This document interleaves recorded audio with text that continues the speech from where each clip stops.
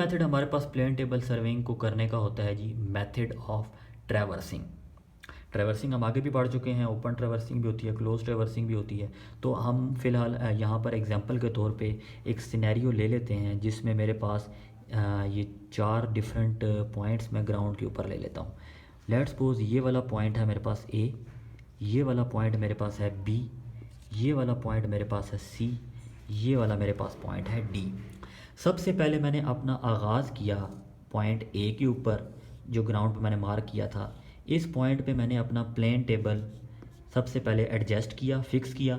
फिर मैंने इसकी सेंटरिंग की, लेवलिंग की। सेंटरिंग से मुझे ये पता लगा कि मेरी शीट के ऊपर जो पॉइंट था वो ए, वो अब इस ग्राउंड के ऊपर जो ए पॉइंट था इसके बिल्कुल परपेंडिकुलर है, तो ये सेंटरिंग भी होगी। इसकी मैंने ओरिएंटेशन कर ली। लेट्स सपोज मैं इसकी नॉर्थ ले लेता हूँ। नॉर्थ के हिसाब से मैंने इनिशियल पॉइंट की ओरिएंटेशन कर ली। अब मैंने किया क्या कि मैं खुद को क्लॉकवाइज मूव करवाता हूँ, जैसे आपको इजी लगे।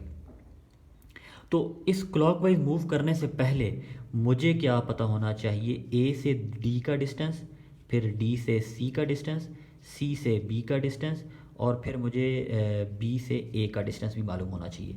एग्जाम्पल के तौर पे मैं कहता हूँ कि ग्राउंड के ऊपर जब मैंने टेप या चेन को यूज़ किया तो इसके बीच मेरे पास डिस्टेंस आया 40 मीटर्स, ये मेरे पास आया 50 मीटर्स, ये मेरे पास आया 10 मीटर्स, ये मेरे पास आया 30 मीटर्स। अब मैंने किया क्या, यहाँ से अपना स्टार्ट करना है अपना मेथड ऑफ ट्रैवर्सिंग यूज़ करके प्लेन टेबल को।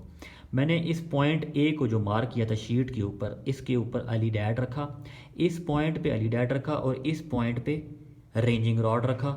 अब मैंने अली डैड से अपनी रेंजिंग रॉड को साइड किया और लाइन ऑफ साइट एस्टेब्लिश की।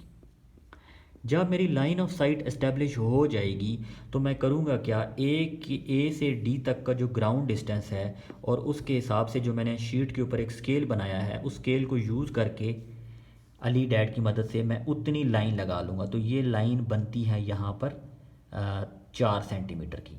ये मैंने 4 सेंटीमीटर की ए से डी तक का डिस्टेंस ग्राउंड का जो 40 मीटर का था अब शीट के ऊपर मार्क कर लिया। अब मैंने अपने इस प्लेन टेबल को यहाँ से उठाया और इस पॉइंट डी पे आके सेट कर लिया। अगेन मैंने इस पॉइंट डी पे जब मैं आता हूँ तो इसकी सेंटरिंग की, इसकी लेवलिंग की, और अब मैंने इसकी अगेन ओरिएंटेशन करनी है। अगर आप कंपास यूज़ कर रहे हैं तो कंपास के लिए आपने ट्रू नॉर्थ के हिसाब से करना है। अगर आप बैक साइटिंग कर रहे हैं तो बैक साइटिंग के लिए आपने अब अगेन यहाँ पर इस पॉइंट पे अली डैड रखना है। इस पॉइंट से पॉइंट जो ए होगा, इस ग्राउंड के ऊपर का पॉइंट ए, उससे लाइन ऑफ साइट एस्टेब्लिश करेंगे और अगेन मैं यहाँ पर 4 सेंटीमीटर की एक लाइन मार्क कर दूँगा। ये देखें, अब बैक साइटिंग से मेरे टेबल की ओरिएंटेशन भी हो चुकी है। अब मैं अगले पॉइंट को मार्क कर सकता हूँ। मैंने क्या किया, यहाँ पर अली डैड जो रखा उसका मुँह उस तरफ किया, और यहाँ पर एक रेंजिंग रॉड था। अब रेंजिंग रॉड को अली डैड की मदद से साइड किया, और लाइन ऑफ साइट जब मेरी इस्टेब्लिश हो जाएगी तो फिर मैंने क्या किया कि ग्राउंड का जो डिस्टेंस था डी से सी तक का 50 मीटर, वो जो मैंने स्केल बनाया हुआ था उसके हिसाब से यहाँ पर मैंने 5 सेंटीमीटर की एक लाइन मार्क कर दी। तो मैं कहता हूँ ये मेरा सी है। अब मैंने क्या किया, अगेन प्लेन टेबल को उठा के मैं अब इस सी स्टेशन पर पहुँच गया। अगेन मैंने इस सी स्टेशन पे अपना प्लेन टेबल एडजस्ट किया।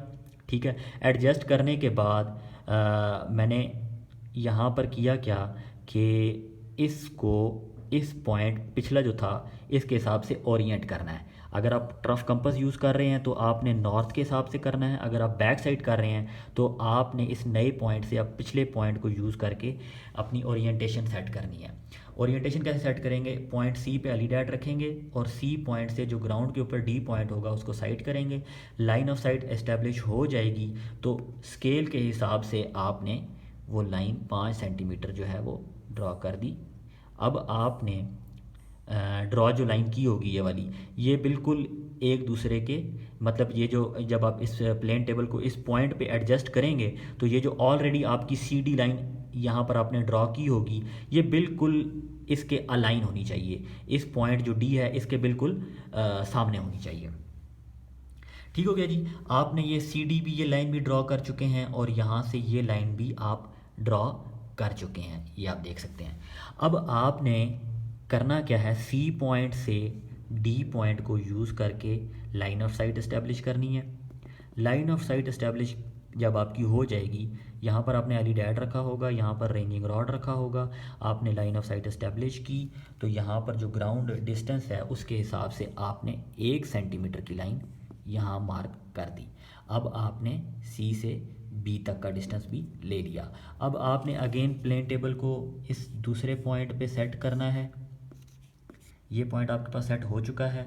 आपने अब क्या किया कि आपने इस बी पॉइंट से कि आपकी ये जो सी है पॉइंट, ये आप मार्क कर चुके हैं। फिर आपके पास ड्राइंग शीट पे ये वाला पॉइंट भी मार्क हो चुका है और आप ये ऑलरेडी ड्रा कर चुके हैं।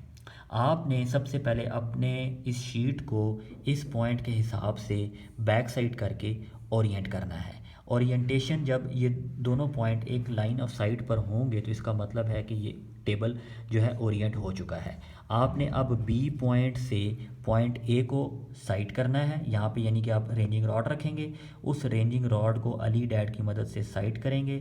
जब आपकी ये लाइन ऑफ साइट इस्टेब्लिश हो जाएगी तो आपका ये जो ग्राउंड का डिस्टेंस आपने ए बी पॉइंट का लिया होगा, इसको अब आप शीट के ऊपर प्लॉट कर सकते हैं इस स्केल के हिसाब से। तो वो आपकी तकरीबन 3 सेंटीमीटर की लाइन आएगी। तो आपकी ये वाली ए बी की भी प्रेजेंटेशन आपकी अब आप कर चुके हैं। इस फाइनल को अगर मैं इसको ड्रा करूं, जो हमारी फाइनल शेप आएगी इस शीट से इस प्लेन टेबल के ऊपर, तो वो ये था कि यहाँ पर हमारा पॉइंट ए था, यहाँ पर हमारा पॉइंट डी था। तो पॉइंट ए से डी तक हमारी 4 सेंटीमीटर की लाइन आई। फिर पॉइंट डी से पॉइंट सी तक आपने जब मेजरमेंट ली तो आपके पास 5 सेंटीमीटर की लाइन आई।